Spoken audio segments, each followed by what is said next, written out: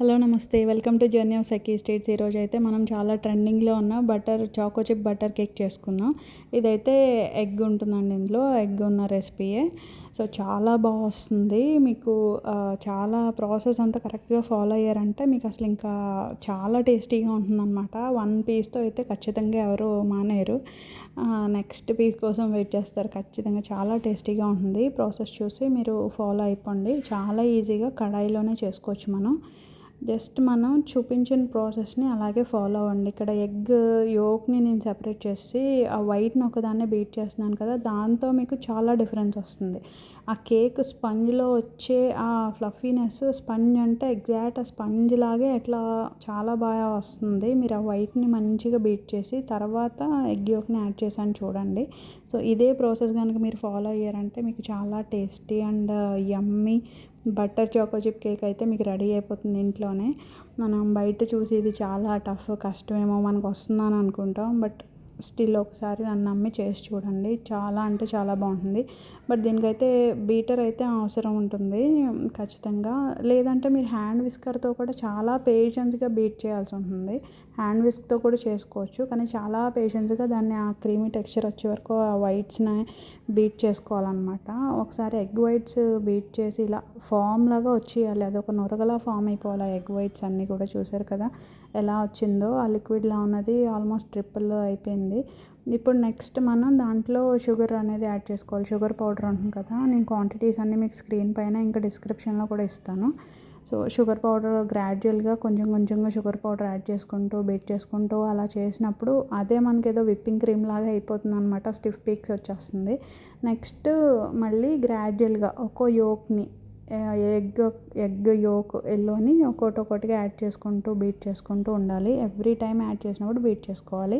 Next మంచిగా beat చేసేసుకున్నాక నేనైతే ఇక్కడ 1 table spoon vanilla essence add చేస్తున్నాను. నాదే టేబుల్ స్పూన్ కనిపించలేదు, అందుకని టీస్పూన్తో 2 టీ స్పూన్స్ యాడ్ చేశాను. నెక్స్ట్ మన మెయిన్ ఇంగ్రీడియంట్ బటర్.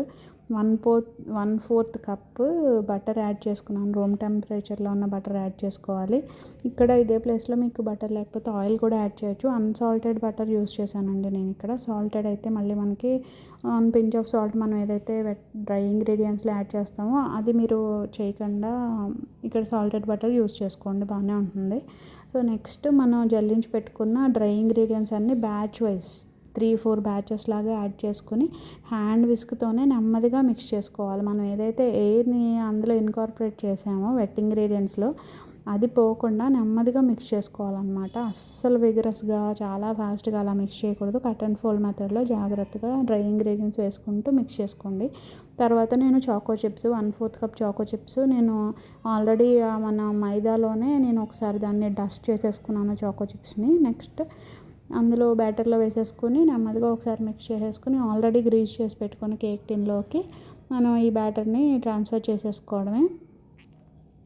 చేసుకుని ఒకసారి ట్యాప్ చేసుకోండి. ఒక 2 టైమ్స్ ట్యాప్ చేసుకుంటే ఏమైనా ఎయిర్ బబుల్స్ ఉంటే అవి వచ్చేస్తాయి. ట్యాప్ చేసుకుని ఇలా నీట్గా, అది చాలా క్రీమీగా ఉంటుంది. అది మీరు ఒకసారి చేసి చూస్తే మీకు అర్థమవుతుంది. మీకు చూస్తుంటేనే తెలుస్తుండొచ్చు మేబీ, అంత క్రీమీగా ఉంటుంది కదా. సో కేక్ కూడా చాలా బాగుంటుంది. నెక్స్ట్ మన ప్రీహీటెడ్ కడాయిలో 10 మినిట్స్ ప్రీహీట్ చేసుకున్నాం మీడియం ఫ్లేమ్లో. సో ఆ కడాయిలో మనం ఈ టిన్ పెట్టేసుకోవడం 30 to 35 మినిట్స్ బేక్ చేసుకోండి. నాకైతే 35 మినిట్స్ పట్టింది. ఈ మంచి ఆ కలర్ వస్తేనే ఆ టేస్ట్ చాలా బాగుంటుంది. బటర్ ఇంకా చాకో చిప్ చాలా టేస్టీగా ఉంటుంది. బటర్ కేక్ ఎందుకు ఇంత వైరల్ అయిందో నాకైతే చేసి టేస్ట్ చేశాక అర్థమైంది. మీరు కూడా ఒకసారి చేసుకుని ట్రై చేయండి. అంత కష్టమేం కాదు, ఈజీగానే చేసుకోవచ్చు. మీకు ఇంట్రెస్ట్ ఉంటే కనుక తప్పకుండా ట్రై చేయండి. ఒకసారి ఈ సమ్మర్లో అయితే పిల్లలకి హ్యాపీగా ఇలాంటివి చేసి పెడుతూ ఉంటే స్నాక్ లాగా వాళ్ళు కూడా ఎంజాయ్ చేస్తారు. ఆ బీటింగ్ చేయడం అవి కూడా కావాలంటే పిల్లల చేత అదొక యాక్టివిటీలో కూడా చేయించవచ్చు. చిన్నగా చాకో చిప్ కోట్ చేయడం, డస్ట్ చేయడం అట్లాంటివన్నీ చిన్న చిన్న పనులు వాళ్ళు కూడా చేస్తూ ఉంటారు, నేర్చుకుంటూ ఉంటారు. సో ఇలా అయితే మేము చేసుకున్నాం. చాలా టేస్టీగా ఉంది. 1 డేలోనే మాకు కంప్లీట్ అయిపోయింది. సో మీరు కూడా ట్రై చేసి చెప్పండి ఎలా ఉందో. మళ్ళీ కలుద్దాం మంచి ట్రీట్.